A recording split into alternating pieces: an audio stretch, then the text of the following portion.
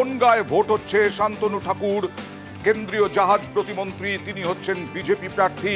আর সেই বিজেপি প্রার্থী ইতিমধ্যেই ভোট বিভিন্ন বুথে বুথে যাচ্ছেন।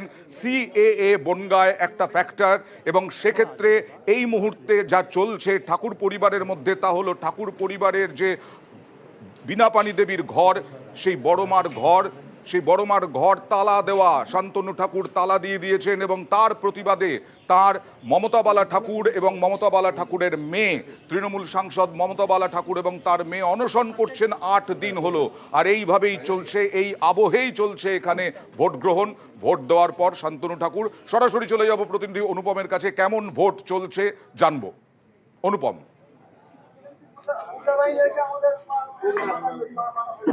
হ্যাঁ দেখো অয়নদা, এই মুহূর্তে বনগাঁ লোকসভার যে স্বরূপনগর, সেই স্বরূপনগরের বাঁকড়া, সেখানে আমি আছি। এখানে 238 নম্বর বুথে সকাল থেকে কিন্তু এখানে কিন্তু একদম কেন্দ্রীয় বাহিনীর নিরাপত্তা, সিসিটিভি ক্যামেরা লাগানো দিয়ে একদম কঠোর নিরাপত্তার মধ্যে কিন্তু ভোট গ্রহণ শুরু হয়েছে। এবং গ্রামের মানুষ কিন্তু এখানে স্বতঃস্ফূর্তভাবে এসে লাইন দিয়ে কিন্তু ভোট দিচ্ছে।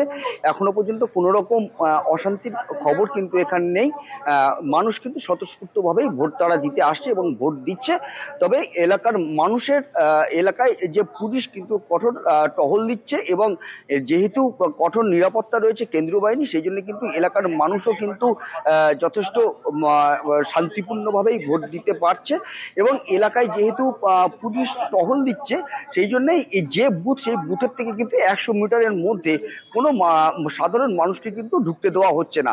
ফলে এখানেও মহিলাদের লম্বা লাইন, এবং এখানেও সকাল সকাল ভোট দেওয়ার প্রবণতা খুব স্বাভাবিক। ভোটদানে উৎসাহ উদ্দীপনাও রয়েছে। শান্তনু ঠাকুর কি বললেন সকালে একবার দেখাবো। ইতিমধ্যেই শান্তনু ঠাকুর সকাল সকাল বেরিয়ে পড়েছেন নির্বাচনে ভোট দেওয়ার জন্য। গুরুত্বপূর্ণ দিন, এখন ভোট দেবো, ভোট দিয়ে যে এলাকায় সন্ত্রাস হচ্ছে সেখানে যাবো। গতকাল স্বরূপনগরে আপনার গাড়ি ঘিরে বিক্ষোভ দেখিয়েছিল, একটা অশান্তির চেষ্টা করা হয়েছিল। সেখানে সকালে আমাদের কর্মীদের মাথা ফাটিয়ে দেওয়া হয়েছে।